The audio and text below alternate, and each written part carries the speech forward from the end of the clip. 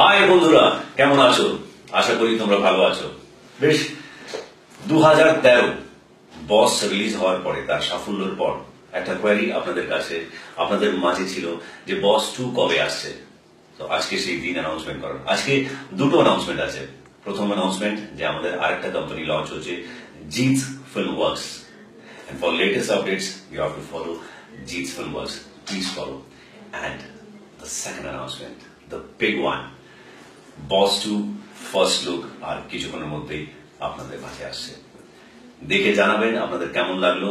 আমরা সকলে তাকিয়ে আছি আপনাদের ভালোবাসা, আপনাদের আশীর্বাদের দিকে।